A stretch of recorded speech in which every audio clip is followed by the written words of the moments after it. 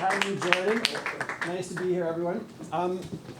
I prepared a pretty organized document for everyone to walk away with, and because I made the effort of doing the organized document, I thought I'd actually keep today's presentation much more informal.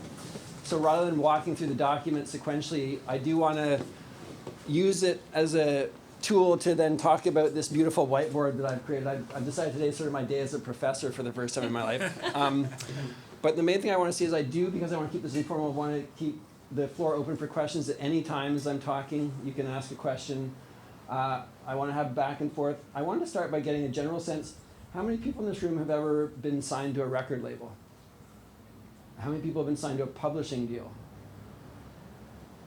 How many people have ever had an agent booking their shows? Okay. And how many people have ever had a manager? Okay, great. This is perfect. So yeah, I'm going to try to do a job of helping you understand what all these different roles are in the industry. And I know the kind of probably in many people's minds most pressing question is, well, how do I get a manager? How do I get a record deal? How do I get an agent? And I want to be open to talking about that at the end of the session, but I would prefer when it comes to asking questions that we don't ask those questions right away, because the purpose, as I've designed this, is for us to understand the way the industry works in terms of its structure for a fully blown out artist team that does have all of these positions. And my logic in doing so is so that you, when you're self-representing yourself, when you're booking your own shows, when you're being your own manager, when you're being your own label, you understand what these verticals typically involve, and you can do a better job of doing it for yourself. And you can also be self-empowered to take control of these aspects of your career by thinking about the way that these jobs typically work. And so in saying that, I want to just give a tiny bit of my origin story. Jordan touched upon my first band, Jets Overhead. I grew up here in Victoria. I went to high school here. I eventually went to university down in California. I was at Stanford, and I was kind of on a path, a very education, corporate-based path, and I got a first job out of Stanford working in a suit and tie as a 23-year-old in San Francisco. And I was working in a skyscraper, and I was essentially working for a side of the industry called management consulting, not music management, business management. And I was advising Fortune 500 companies. I was very low. I mean, it was an entry-level job, but it was sort of the beginning of a corporate career ladder. And I was living a big life. I had an expense card, and I was going on client trips, and I was enjoying life, but I had started secretly writing songs, and I was kind of afraid to admit to the world that I was writing songs. But I eventually decided I had to admit it both to myself and to the world, and I did what a lot of 23-year-olds probably wouldn't have done with a great, well-paying suit and tie job in San Francisco, which is I quit the job and started a band. Woo, and yes. That band, the first band I started, for those that are deep in Victoria history, was called The Special Guests, and we had a fun but slightly short-lived career because speaking of record labels, our label went bankrupt, and not due to us. For various reasons, and that led into Jets, or at least sort of Special Guests, slowly transitioning into what became Jets Overhead. And Jets, we had a great run. We were nominated for JUNO. We traveled the world. We got some big moments. We played Coachella. We played Bonnaroo. And as I was sort of learning to be in a band, because I'd sort of left the pressure of the suit and tie job, and I'd sort of potentially was going to upset people like my parents and my family and my friends were like, what the fuck, you just went to Stanford, got a suit and tie job, and now you're quitting it all to start a band? I was like, I'm going to learn the business. Because I thought, I am starting my band later in life. In the context of music anyway, 23 is later in life, unfortunately. And so I was like, I'm always going to learn, I'm going to do my best to learn the business, and therefore, no matter what goes on with my bands, I'm going to have a foundation, and I can eventually start managing other bands and basically do that. So my message of that is to say that when I started in the business, I was all about self-empowerment. I was all about learning the business, and I think it served me well. It did allow me to eventually start managing other bands like Tegan and Sara and Bedouin and ones that Jordan mentioned, but it also helped me to understand what I was doing with my own band. And I think my unique lens is that because I've still chosen to be creative, I have a philosophy in lifelong creativity. No matter whether your audience is one person or a million people, it's important to be creative. And so I continue to make music, but I also continue to obviously flex the muscles of understanding our business and helping other artists with their career. So with that, let's turn the attention to the beautiful whiteboard I've created, which is sort of a visual representation of what's in the document. And so again, I'm just going to walk through this informally, And now I do really want to encourage you guys, as I'm going on, I'm saying something that's not clear, or you have a question, just feel free to shout it out or raise your hand or whatever. The first thing I always like to teach, not that I've ever taught before, but that I believe I would like to teach, is the core foundation that there are two sides of copyright in music.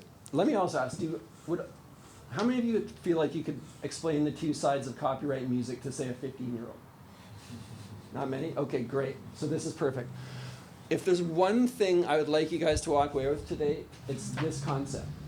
More so than even understanding how the rest of the business works, more so than even understanding how I can get an agent or a manager. So the two sides of copyright in music are what's known as the master side and the publishing side. And why is there a difference? There's a difference because when you make a recording, you're creating a specific recording of a given song. But the song itself, as a concept, is separate from the recording. So as an example right now, we can all pick a song that we know in our heads, and we could all choose to hum it together. Any of us could sing together Hey Jude by the Beatles. If we choose to sing Hey Jude in this room right now by the Beatles, collectively, I will not sing, I'm a terrible singer, we would be essentially singing the publishing side of the copyright. We would not be singing the recorded version of the song that the Beatles recorded and released in 1967. It would be impossible for us to sing it. The only way we could do that would be to put on Spotify and play that version, right? So the version that the Beatles first recorded in 1967 or whatever year Hey Jude was recorded, the actual recording is the master copyright. The reason they use the word masters used is because back in the day, there were tape masters. And when recording happened, it got dumped onto master tapes. And the master tapes truly had a foundational value because they contained the copyright of that recording.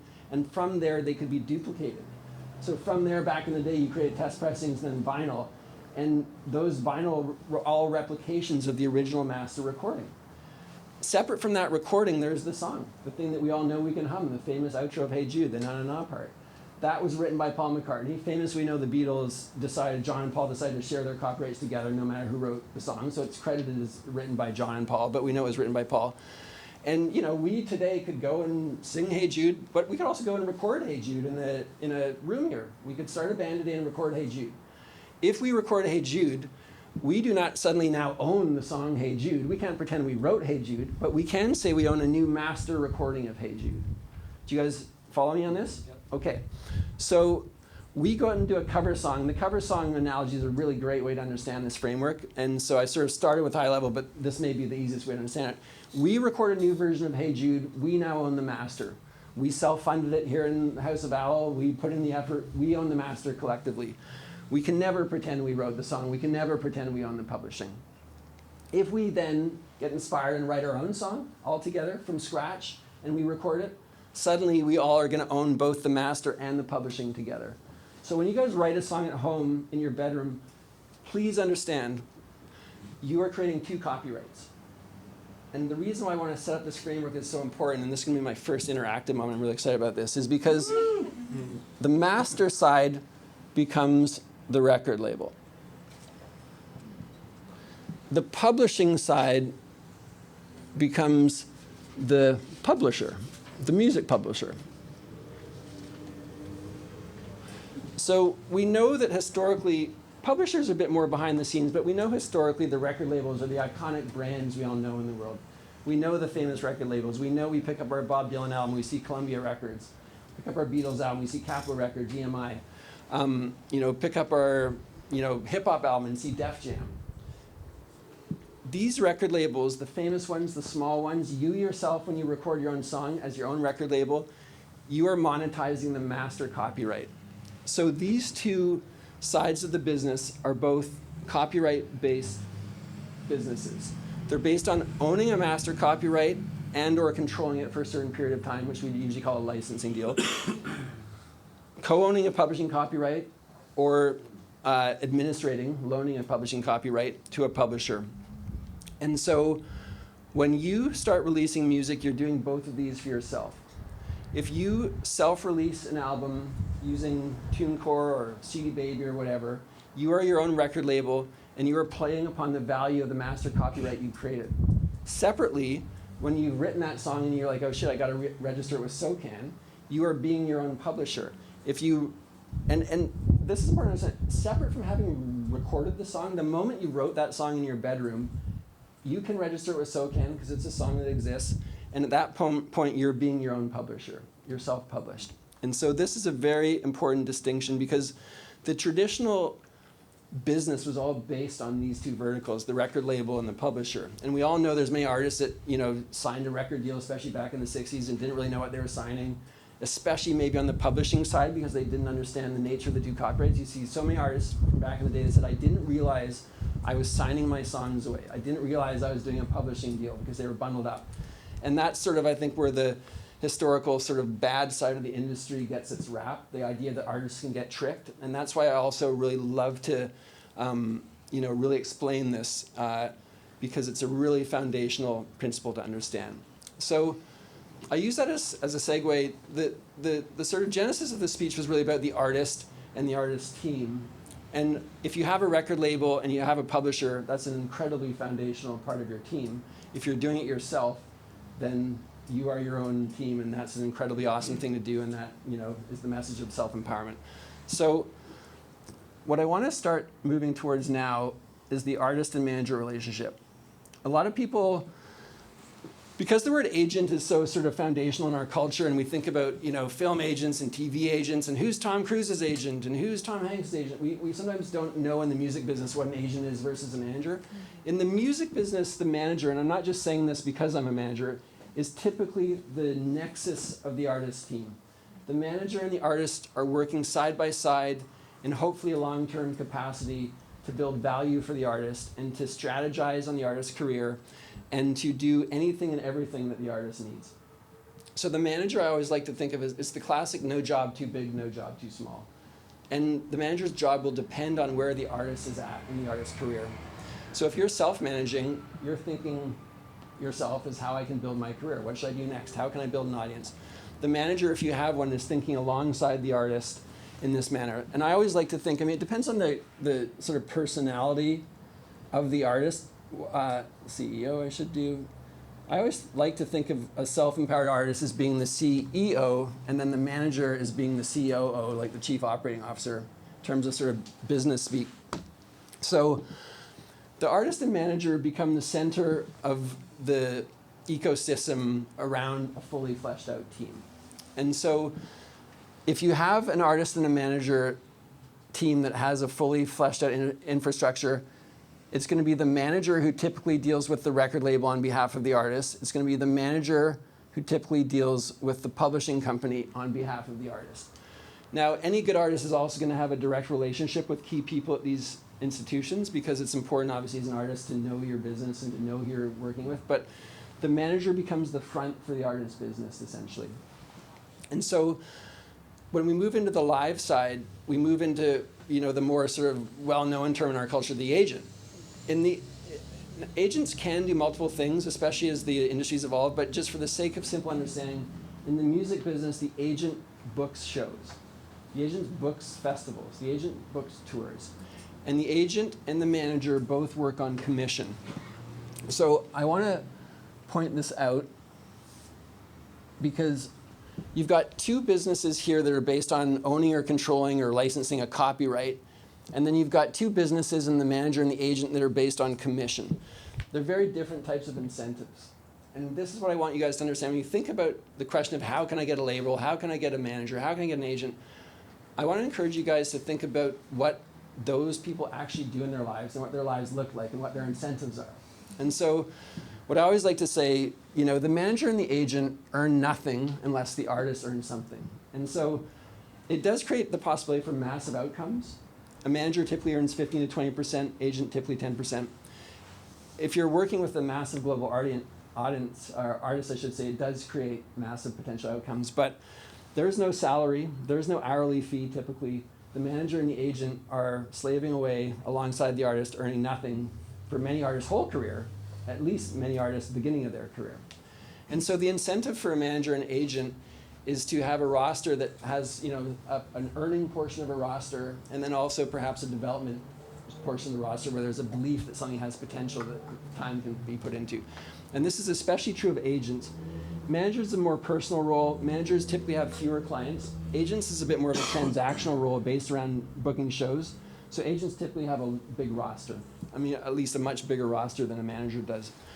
And so the incentive of the manager and agent is to desperately try to earn money because they're not guaranteed anything, right? And so you have to understand when you say, how can I find myself a manager and agent, you're looking for someone who by definition is entrepreneurial, but who by definition has somewhat put their life on the line to say, I'm not guaranteed anything. No one's giving me a paycheck. Now, I may work in a bigger company, I may work in a bigger agency, and I may work in a bigger management company. I may actually be on salary and truth from that company. But for the purpose of you guys understanding the mindset of these members of an artist team, it's really important to understand that. Whereas a record label and a publisher have a different kind of risk. Record labels in particular typically invest in the recording of albums. And so record labels typically put out money and have the risk of putting out money but not knowing what the return is going to be. So the offshoot, though, is that they actually own copyrights. They have something they can monetize over the course of time, whereas the manager and agent don't own anything. If they do well, they might eventually be able to buy an office or what have you, but they don't typically own anything. There may be new, in today's industry, there's always times where maybe there's going to be a unique scenario where a manager partners with an artist, says, okay, let's own something together, but I'm just telling you the traditional way the business works so you guys can understand. So this is an investment of often money and resources type of model in return for controlling a copyright, monetizing that copyright, and then paying royalties back to the artist. This is an investment of time and sweat and personal equity in return for nothing, in return for the chance to get 10 to 15 to 20% of the artist's income over the course of time, and maybe one day get rich, but maybe not.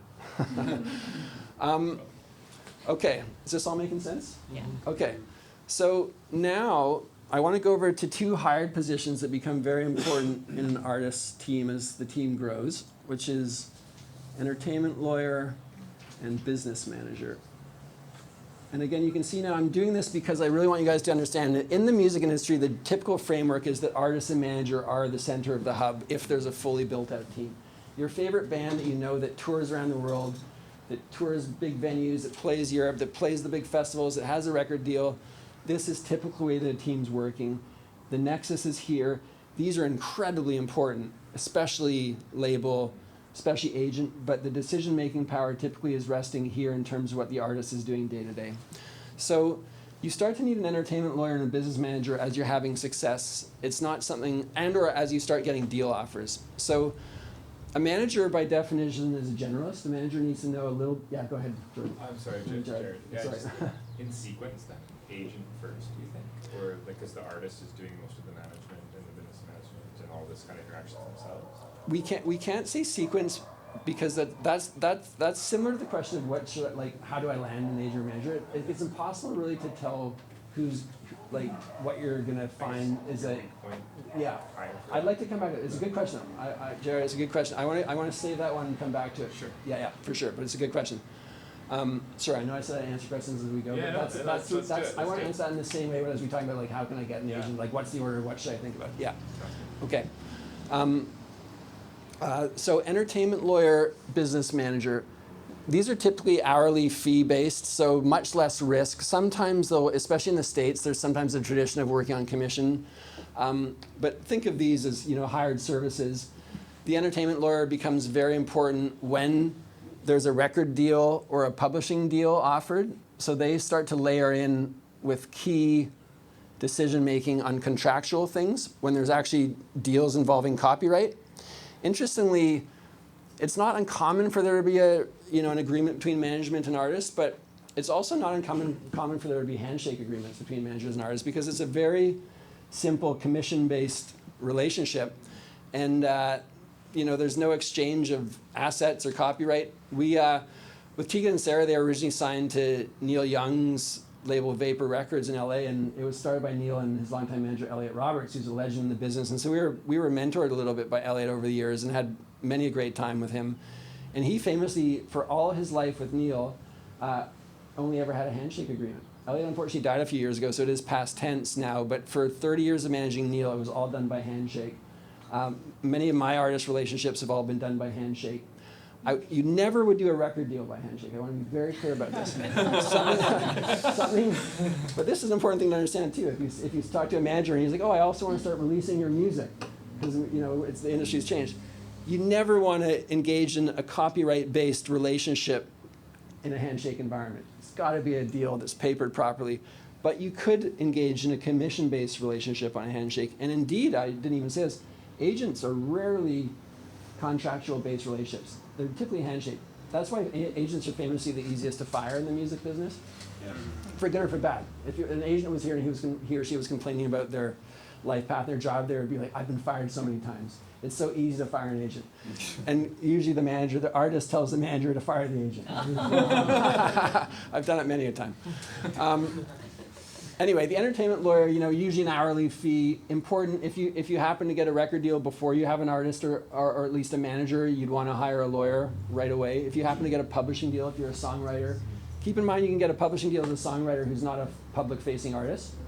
We all think, especially if you're an artist, you think of yourself, I'm just an artist. But again, there's two sides of copyright. When you're writing a song, you are also being a songwriter, and that's different than being an artist. And it's obvious in some ways, but it's a really important thing to actually think about.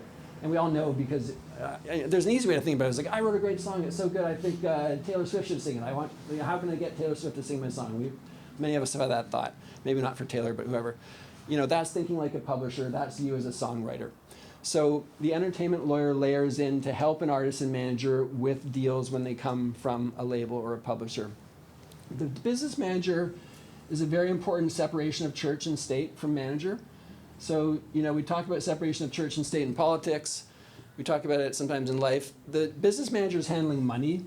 The business manager, typically in the business, it's an accounting firm, it's an accountant, but business manager also refers to someone who, when an artist and manager become very busy with a globally successful career, is actually doing a lot of things that no one wants to do, paying bills, hiring certain vendors, keep you on track of global tax implications when you start earning money in multiple countries and territories. It becomes similar to the manager, very no job too big, no job too small. You might have to pay the visa bill. You might also have to figure out how to get withholding tax in Australia waived because you're Canadian and you're playing Australia and the government's going to take 30%.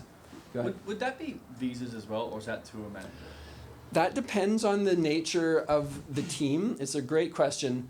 So the one thing about the uniqueness of the music industry is these roles, although I've sort of given some frameworks to the roles, they do differ case by case depending on what a manager's skill set is and how big the artist is. So I've seen tour visas done, work permits done by the manager, by the management office, by the tour manager, rarely by the business manager. I would say it's usually tour manager or business manager. And you'd think the agents are the guys setting up the darn shows in Australia, but they rarely do it. Agents are the agent mindset's like printing money. It's the classic, it's like, okay, we got a lot of artists, all we earn is 10%, we're not guaranteed any income, just book shows, book shows, book shows. Oh shit, sorry, you need to get a work permit to go to that country? Oh, it's the manager's problem. That's the agent mindset.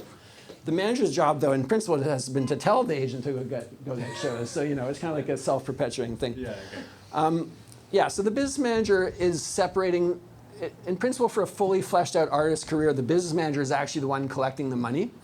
So when, we'll get down to your zone now. So when a promoter or venue books a show through the agent, they're usually paying the money up to the business manager, sometimes filtered through to the tour manager, or at least the settlement.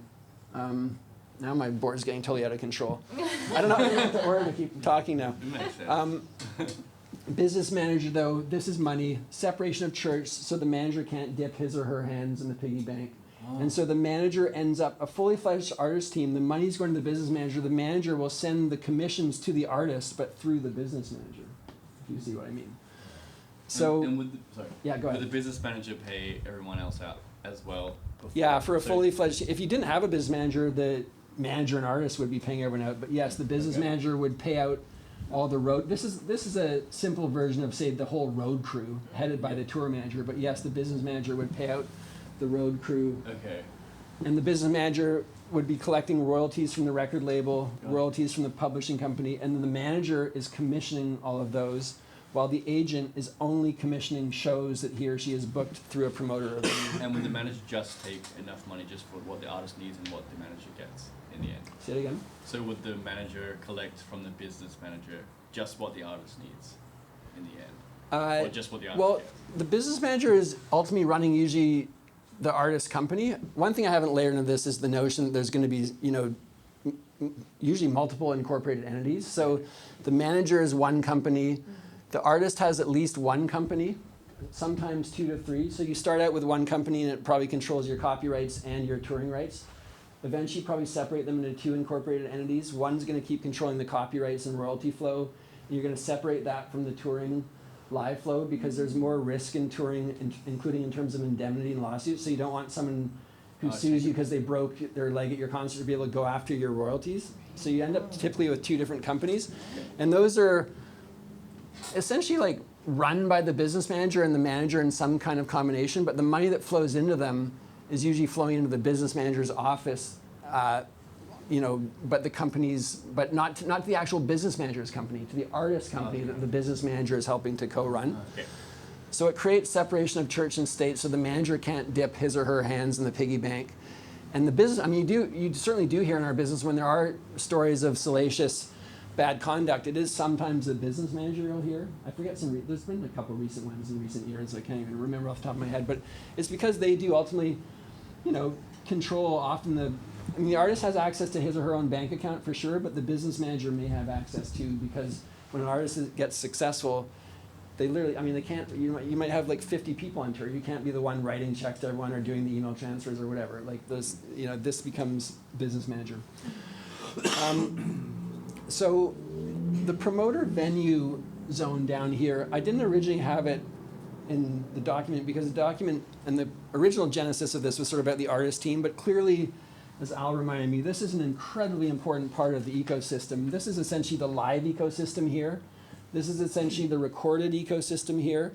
This is the business infrastructure here. And the artist and manager are the connection to everything. The live side, and the live side, of course, includes the tour manager. And the tour manager will also deal with the agent. So this is a reciprocal relationship where a show is booked, the artist and manager have the agent book a show, book it with a promoter venue. The tour manager layers in, advances the show, works with the venue, works with the promoter, also deals with the agent to get the proper contracts, and then essentially reports back to both business manager and manager. That's actually a 2-way relationship too. And the manager is typically managing the tour manager on behalf of the artist when it comes to making sure things are done properly at the outset. On the road, the tour manager is ultimately dealing with typically logistics. So the tour manager typically may be doing work permits, but for sure is booking flights, advancing shows. And again, this is a metaphor for a ton of different roles. You're going to have, for a fully fleshed out, bigger touring infrastructure, you're going to have a production manager, you're going to have a front of house person, you're going to have a merch person, you might have a lighting person, stage tech. So take this just as a, an all-in kind of concept for the road team.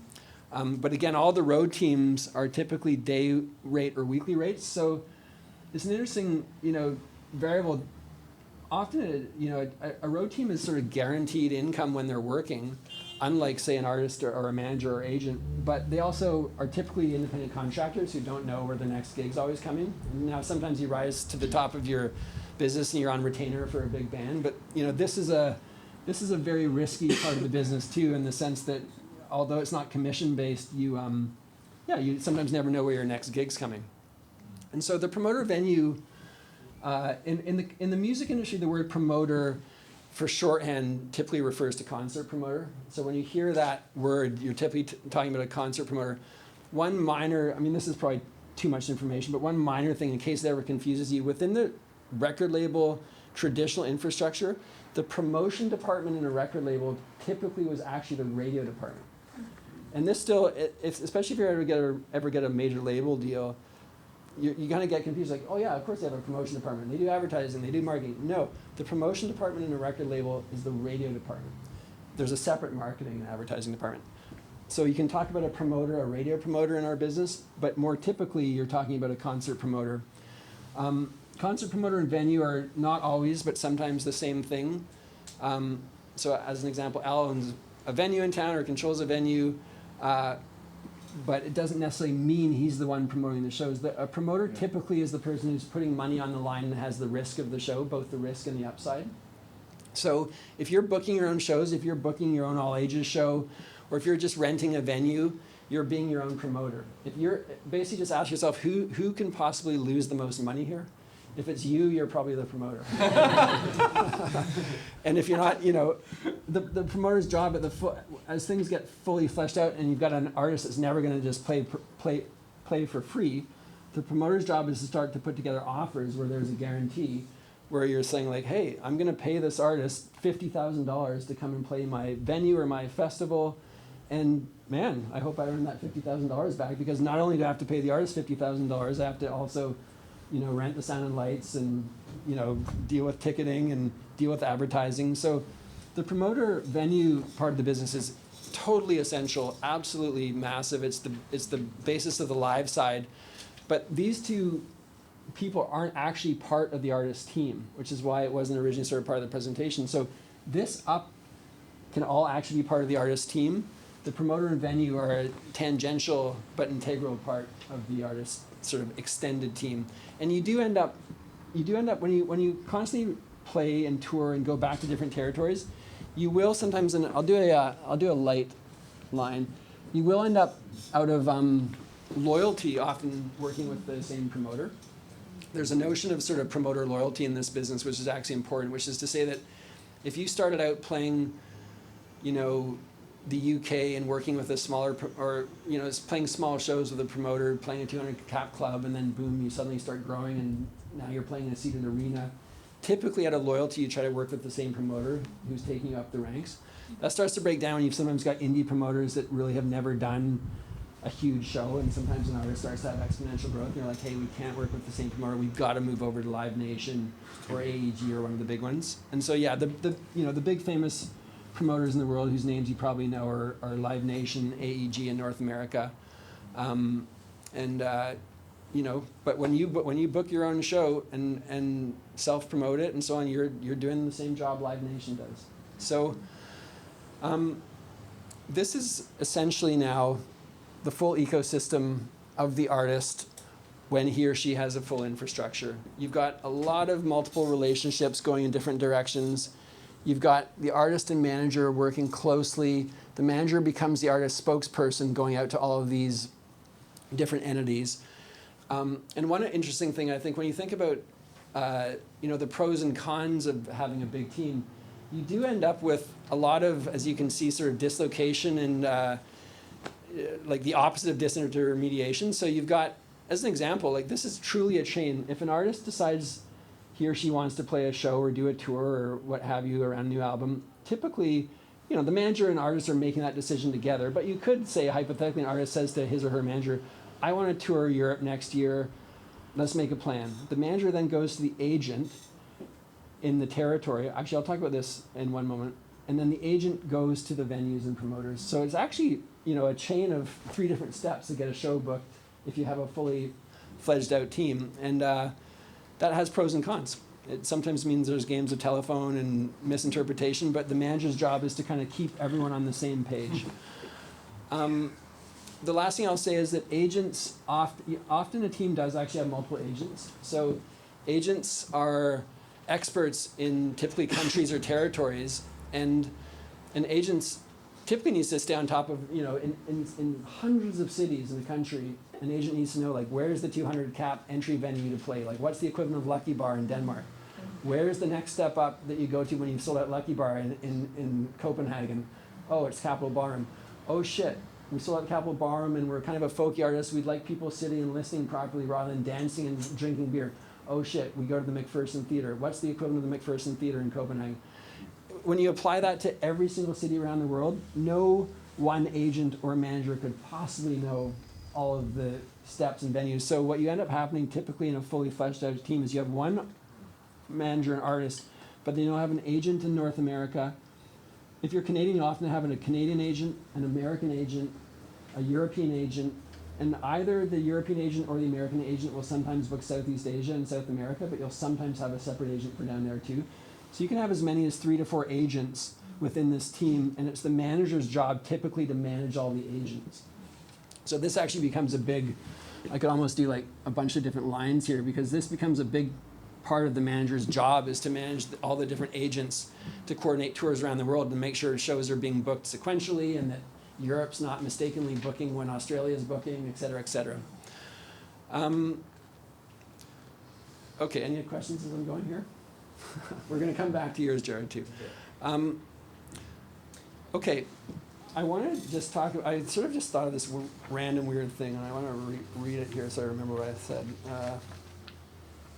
Oh yeah, I said funny but illuminating concept for discussion. If you don't have a manager or agent, which we now know most of you guys don't, and you decide to book a show, you as a manager are telling yourself that the show fits your overall strategy for growth.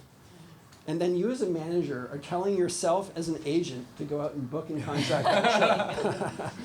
Discuss the implications and why the nuances are useful to understand. And you can do the same mental exercise for releasing an album. And this is, I guess, the idea that I started with about sort of self-empowerment. And if you're an artist with no team, you are the artist. You're also the manager. You're also the agent. You're also the business manager, and don't be your own lawyer unless you're a lawyer. You're definitely your own label. You're definitely your own publisher. So I think it's useful to think about all of those different hats. It can be very stressful in a certain way, but it actually can help you to organize what you're doing with your time in the day. And we all know, I think as creative people, we all know that how to allocate our time can sometimes be a challenge. And we, by definition, creatives need to waste time and just experience life, to have insight and life experience, the things that make great songs. But then that kind of personality also sometimes needs to find structure. And the structure in a day when you're doing all these things, it's sometimes hard to define. So I think it's helpful for people to think of themselves as all these different roles at different times in the day. If hypothetically you were to say, tomorrow I'm going to have an 8-hour workday to forward my career, it's only me, I have none of this team yet. Like, do 2 hours as a manager, do 2 hours as an agent, do 2 hours as a record label. If you have a dream of having your songs covered by other artists, do 2 hours as a publisher. And the reason why is because an artist that doesn't understand the full way the industry works just thinks of all these things as one soup in your head. You're like, I just want to book a show. Shit, like, how do I book a show?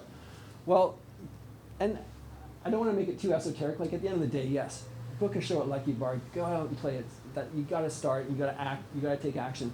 But just know when you're doing that, you as an artist are talking to your management brain and saying, like, should I do a show at Lucky? Oh wait, it's the summer. People might not come to a show at 8 p.m. at Lucky because they won't do a late show on the weekends in the summer. It's still light out. You know what? Even though as an artist I want to get on stage as a manager, I'm going to tell myself it's not the right time to play Lucky. So I'm not even going to talk to my agent brain. But okay, wait, I do want to engage my agent though, because I need to get ahead of the curve because shows get booked up, and if I'm not going to play Lucky in the summer, I want to play in the fall. Okay, talk to my agent brain. Okay, let's contact Lucky and let's do this ahead of time rather than last minute. Book it 6 months ahead of time. Make a plan, et cetera, et cetera. So it's a bit of a weird mental exercise, but I think it can be helpful because you can do the same thing when you're like releasing music, when you're writing songs. You as an artist have certain needs, but you as your own manager, your own agent, et cetera, can sometimes talk to your artist brain in a different way when you realize that, if you ever do have a career where you're traveling the world and doing millions of streams and getting big guarantees to play Europe, and you're gonna be at the center of this vortex. Like, if you want success in the music industry, you are eventually gonna enter the center of this vortex. And I can tell you, it does become a vortex. And I say that like lovingly and honestly. Whenever you see an artist climb the ranks, I quickly learned why artists do eventually struggle with, everything from mental health to addiction to just not knowing, how to spend their time. You're managing this infrastructure on top. I mean, we're not even talking about the fans right now. I mean, this is all powered by the fans going to shows, listening to music. You've got this like crazy ecosystem of people you're trying to satisfy. And I think that's one of the big challenges of being an artist, especially in today's era where we've got so much focus on creating content, and now you're not just writing songs, you're also a video editor and director and a social media expert. And so those types of things, those types of marketing things typically, live in the record label side. When you think like, I'm releasing a new song, how do I promote it? How am I going to make sure people hear about it? You're being your own record label. That's that mindset. But the bottom line is that this infrastructure is a lot to manage. And you as an artist, if you want this as a career, you have to be willing to visualize this. I mean, it's a positive and a negative. You have to be like, I understand this, and one day I want this. I want to carry this burden. I believe I can do it. and my music deserves to do it. And it's not all on your shoulders, but at the end of the day, everything does come back to the artist. And I think that's the big thing that a lot of people don't understand when they get in the business. Like, I just want to be an artist. I just want to sing my songs and be successful. Yeah. This is what it becomes. Whether you're Radiohead or Taylor Swift or Coldplay or Tegan and Sara or Bedouin Soundclash or Tragically Hip or whoever, this is what it becomes. And it's fucking awesome, but it's real, right? It's really real. And so I guess knowing that all of you guys, I'm guessing because you aren't, because you don't have full teams around you, you're probably artists. You just have to really think about, this full infrastructure as what you're doing and enjoy the joy of it. But know this is what you're getting into. So I feel like I'm sort of like starting to wind down on a negative note here. It's meant to be a self-empowering note. It's an exciting thing. Let me go back to a self-empowering message, which is that we also live in a very exciting time in the business because we've had the democratization of music. So back in the day, these were all totally these functions were all, defended by gatekeepers. Back in the day, you could not release your music. If the audience is up here, you could not get to your audience. You could get to your audience through a show, of course, but you could not get to your audience through music. Other than, obviously, starting in the 80s and 90s, you could start to maybe print some CDs and so on and have them in a backpack. But back in the day, you had to get a record deal. You had to convince these people that own copyrights to invest in your band and to put it out physically and to take that huge risk. Now you can be your own label and you can get your music up on Spotify around the world, and that's an incredibly powerful and amazing thing. So I think the democratization of the industry is very exciting. It comes with downsides too. Obviously, we can all debate the pros and cons of streaming. We can debate the pros and cons of social media and all the problems it creates. But there's no question the artist has more power than ever right now and has more power to go around gatekeepers. So yeah, I think it's an awesome time to be in the industry.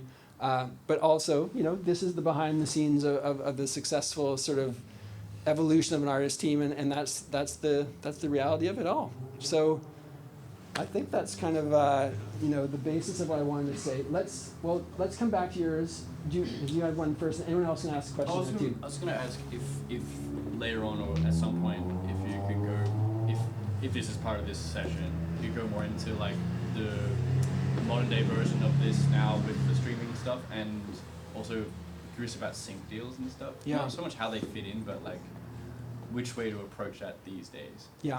Yeah. If that's what you do. Totally, yeah. We can talk about sync and streaming. Yeah, so in this framework, streaming is tied to a recording. So when you listen to a song on Spotify, you're listening to the recording, you're also listening to the song. So there's a royalty flow from both sides, but if you release a song to Spotify yourself and you use DistroKid or TuneCore or CD Baby or whatever, you're essentially doing a record deal with yourself, but you're using a distributor where there's really no strings attached. You can, leave CD Baby or TuneCore or whatever any day of the week. Whereas if you sign a major record deal, you're going to usually be tied up, through a relatively long contractual period.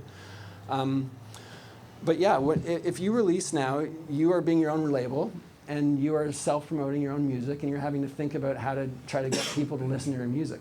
And that's obviously $1 million question nowadays in the business. We know that distribution doesn't mean people pay attention. Yeah. And so I think it's maybe a different conversation of what are some strategies right now to do your best job of releasing a song. But I think, thinking about yourself as a record label and maybe like doing some studying of what record labels do and techniques and modern advertising techniques is helpful. On the one thing I haven't talked about is also hired services. So as your own label, there are independent publicists, there are independent radio promoters, there's independent sync agencies that you can hire to help promote your music. And so sync, a sync deal falls under both sides of the copyright. If you get a sync, have you ever gotten a sync before? No.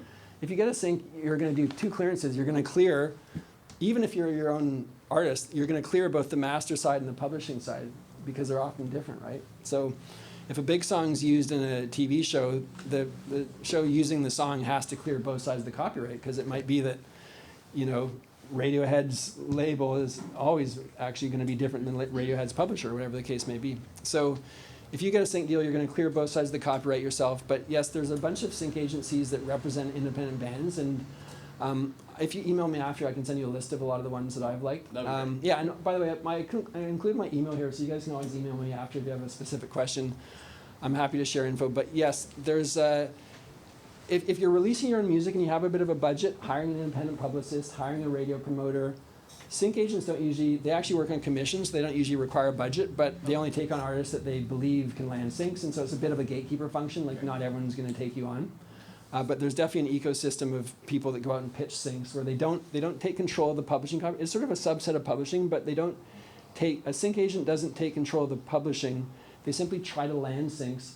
If a sync lands, they take a commission of it and pay the money to the artist. Yeah. Okay, Al, you next. So I have two questions Yeah. for you.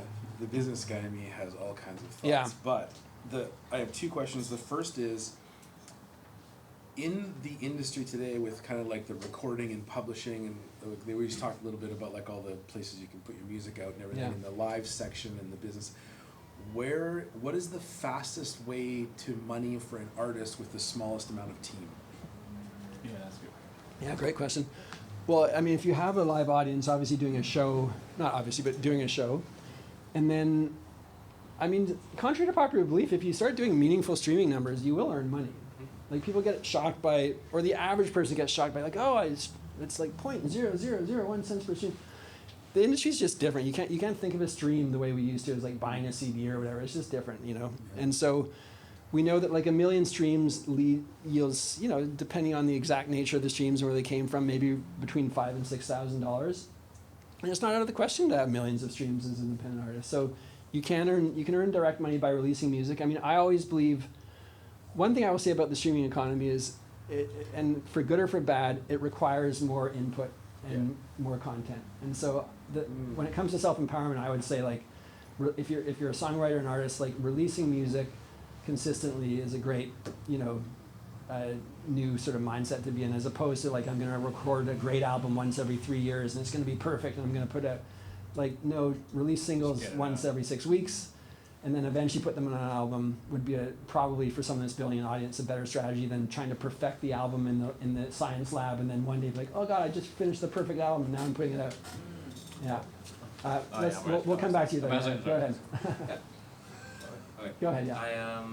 So I've heard people talk about, you know, as an artist, you get larger, sort of moving up through labels, like starting out on like a pretty small label, so like moving up as just to keep within the niche of that label. Yeah.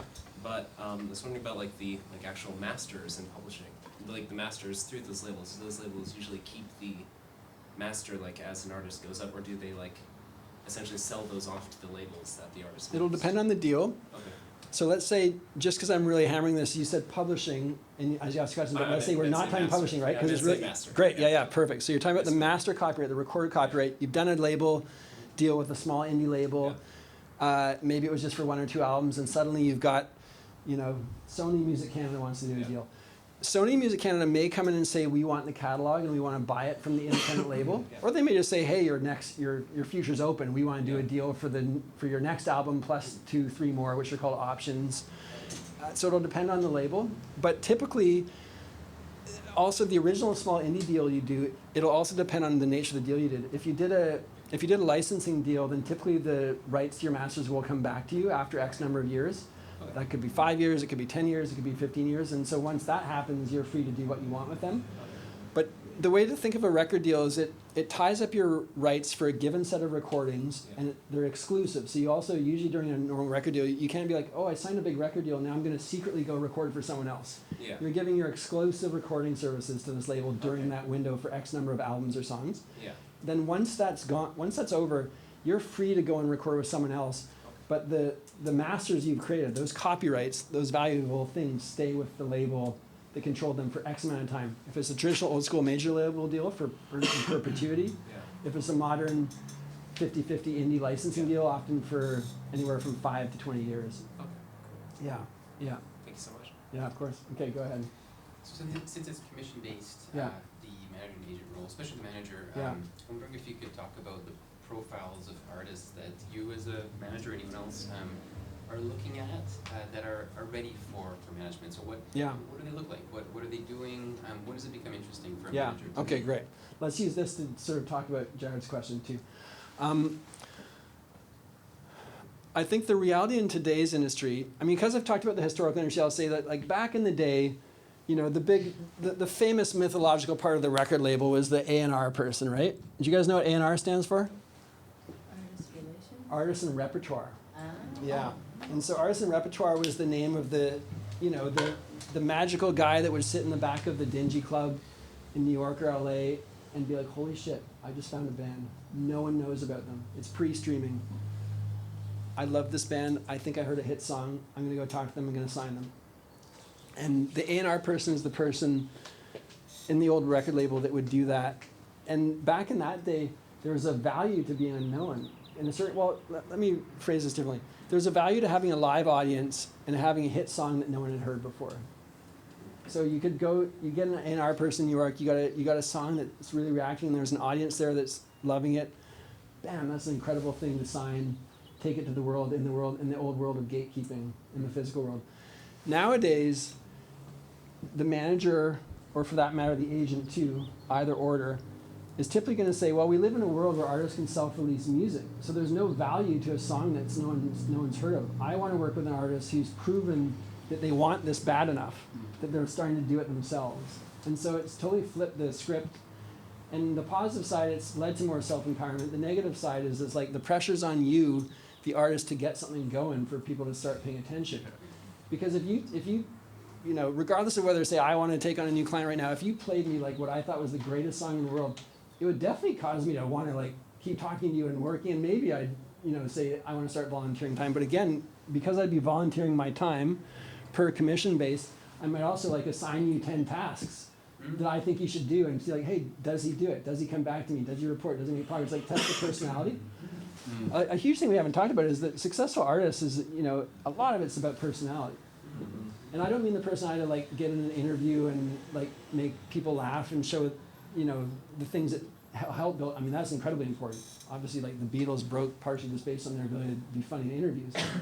But I mean also just the notion of an artist that actually will like go off and do things and, you know, take their homework seriously and that kind of personality thing, and also the resilience of it all. So I think now the simple answer is like, whether you're asking yourself, how do I get a record deal? How do I get an agent? How do I get a manager? All of these people, especially labels, want to see, again, for good or for bad, often for bad, they want to see data and they want to see audience already there. They want to see that you've started to develop a social media following. They want to see that you've released some music. And if you have a song that's starting to happen, they're going to come in and say like, hey, we'd like to take over this song in your catalog and we'll pay you some money and we'll throw, you know, fuel on the fire. And so Jared, on the question of order, it depends. Like you can never script it exactly. It could be that you have an incredible songwriting ability and you're releasing songs on Spotify and they're getting millions and millions of streams, and suddenly a record label comes knocking and they don't care that you don't have an agent and that you've never played live because they think you have a song that's incredible that's doing real business online. It could be that your biggest passion is to tour the world and you're like the Grateful Dead, and sure, you're going to make recordings, but your ultimate passion is, you know, touring the world, and really the biggest thing in your life would be to get an agent. And so it depends about the personality and what you're going for in life as an artist.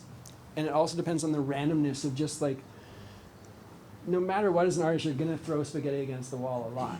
And you throw all the spaghetti and it could just be that, oh shit, a record label likes what I'm doing. Oh shit, a manager likes what I'm doing. Oh shit, an agent likes what I'm doing. So it's hard to answer perfectly, but I think the answer is different for every person. And it might relate a little bit to the level of passion between pursuing your live career versus your recorded career. Ultimately, they're usually both working together for any artist, but certainly, you know, you could also have like, if you're doing real numbers show-wise, an agent is going to care less about Spotify numbers and more about like, oh shit, you sold out the Capitol Ballroom and now you just sold out the Commodore in Vancouver and you don't have an agent? Holy shit. Okay, let's talk. You know? These commission-based ones are like, is there a sign of money? Man, I mean, especially the agent. I think the agents are more like the deal maker, you know, side. The manager, hopefully, the manager in principle is maximizing for the long term. Like this is where sometimes there's a disagreement because sometimes the agent will be like, oh, I just got the $100,000 show over in Europe, but it's a one-off, but you should take it because I'll get my 10 grand. And the manager's like, well, the artist is exhausted. He or she doesn't want to do the one-off show in Europe. By the time we fly everyone over there, et cetera, it's only going to net like 20 grand. And sure, you're going to get your 10 grand no matter what, but we have to pay all the costs. And so sometimes the manager's job is to be like, yes, there's lots of stuff coming in the door, but it's not all right for us. Okay. Let's come back. Has anyone who hasn't asked a question yet? No, we'll come back. Okay, one there, one here. Go first. Just wondering where lands the with the agent on this graph. Yeah. There's Yeah. a booking agent and media relations, like the person who puts out the press. No, puts out not the same. um, Just in my simple model, this is just purely the booking agent. oh, it's the booking agent, and so. Media relations would. Are you asking? Finish your question. Sorry. Yeah. So I was wondering where those, where the person with the relationship to media and press lies in this, and then Yeah. I also was wondering about when it comes to merchandise, is that still that's still an important Totally. moneymaker for the artists and the manager? Yeah. The press historically it resides in the record label because they're, promoting releases. Press is also often hired by promoters / venues to promote shows. But nowadays, in today's economy, if you're a self-represented artist, you have to think about being your own publicist. So you can also hire your own independent publicist, and that would be something for you to consider yourself as an entity. But if you had this full infrastructure, typically you'd have a publicist that's, you may hire an indie still, but typically it's sort of like a nexus between label and artist and manager. And then you're like, well, show is the most important thing to promote. That becomes the job of the promoter. And sometimes if you're working with, if you're a bigger band, you're working with Live Nation across the country, and they booked every single show, and Live Nation has an in-house publicity department, so they're promoting the shows. So one thing I can say is that, we sometimes think of publicity and agents as somewhat similar. In the music business, publicity is nowhere near the agent's job. The agent's job is to hope the shows do well, but the agent has no correlation to publicity in the music industry typically. And merch, merch is still very important. Merch is like depending if you've given any merch rights to a label, merch, rests in the artist manager sphere. You've maintained the rights to your own likeness and name and personality, and whether you're printing shirts or whatever. This is, again, this is an imperfect thing, and it can involve everything, but you could put a website up here, and the website's its own business. It's a D2C business. And so your merch is sort of running as a D2C business to your audience, and you're controlling your merch through your website. And then you're also printing merch to sell at shows. And the only person participating in merch commissioning is usually the manager. Like an agent has no right to commission merch at the shows. The venues have a right to take a merch commission in our business. But it's that the merch question resides in that inner circle, if that makes sense. Yeah. Okay, your turn finally. Hi, my name's Jake, and I have a question kind of about booking shows. So I just want to say our mindset that we kind of go through when we're thinking of booking a show. Yeah. So kind of when we started, we'd take any show that we could get, like house shows where you wouldn't possibly even get paid at these shows, right? But now we're kind of at a stage where we have two kinds of shows. There's kind of gigs where it's kind of you get some business wants you to play there, and it's more for just getting in income, to put into the band. Yeah. Or there's shows where we kind of, maybe there's three actually. So there's these gigs, there's ones where we're not necessarily headlining, so we don't organize the show. Yeah. And those tend to be at venues and stuff. And then there's also shows where we do the booking, and it's kind of we control what bands are playing, and we're headlining, let's say. Maybe my question is, so we were talking about different venues. So let's say we're selling out, we use a venue here called Port Tectoria, and it's kind of a new venue that's popped up since. Is it in the Tectoria building? Yeah, it is. Yeah. Floor. Oh, cool. Yeah, it's a cool space. It kind of opened up after the vet closed. What's the capacity there? It's 120. Oh, So nice. we've played there. That's kind of, you're talking about having these places that you kind of are loyal to almost. So this is kind of our new place. We play all the time. Yeah. I'm sure everyone's kind of playing there, but when we've held our own shows there, we've kind of noticed that maybe we could move up to that next step And I think as a band, we want to keep moving up the ladder. Like, as we started, you know, at like house shows and playing these smaller shows, you want to keep incrementally growing, right?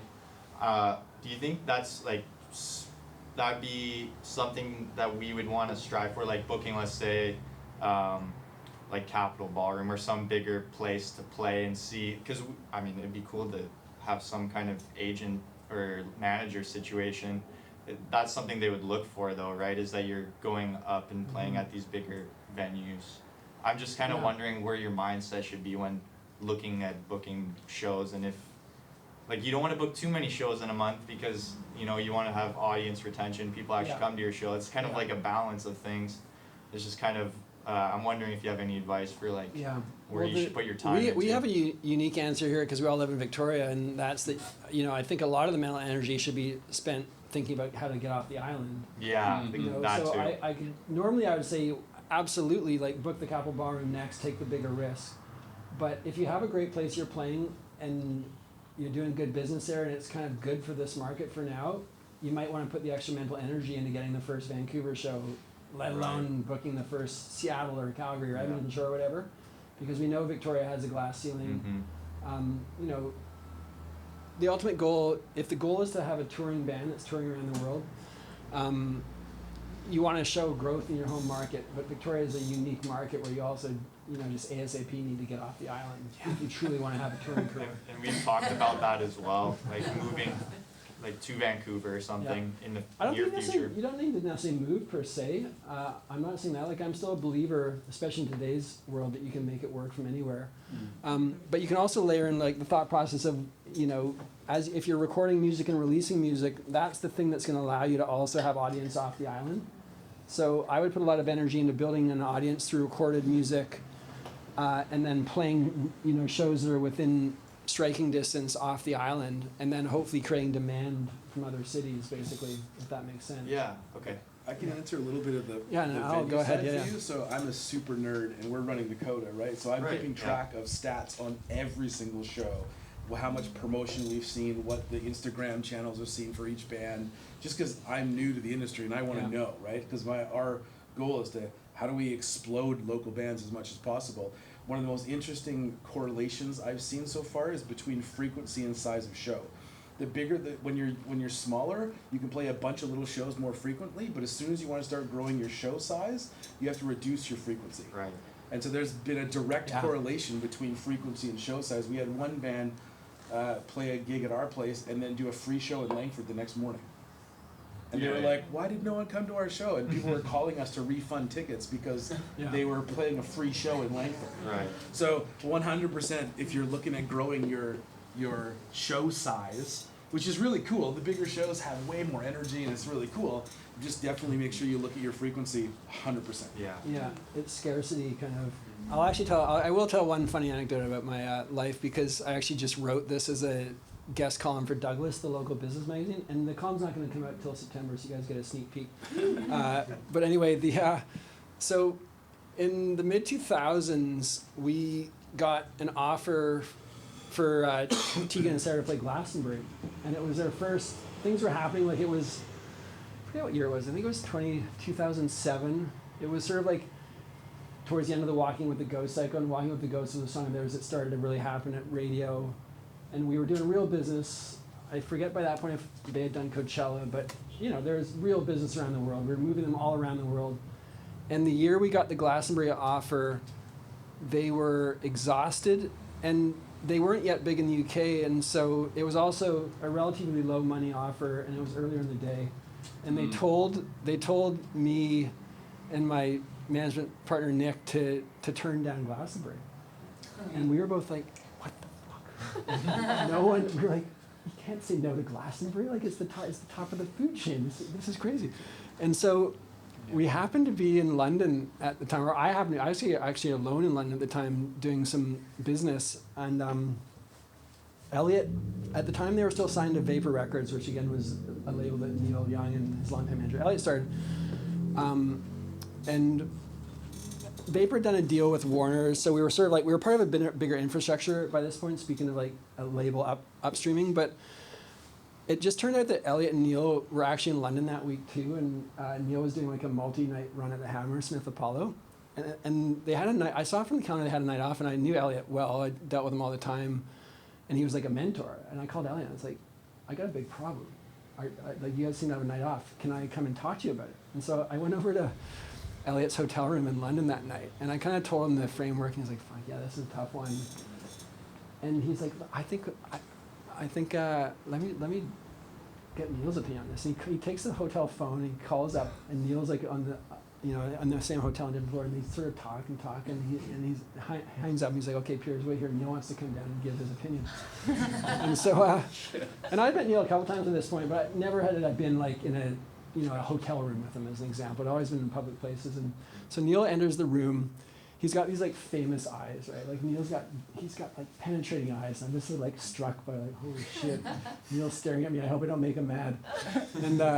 And so I start to tell him the story, and I'm like, basically saying, can you give me some opinions on how to convince him to say yes? Like, what do you think we should do? And Neil just looked at me and he said, Piers, if they want to say no, let them say no. Mm. He said, the more I said no in my career, the bigger my career got.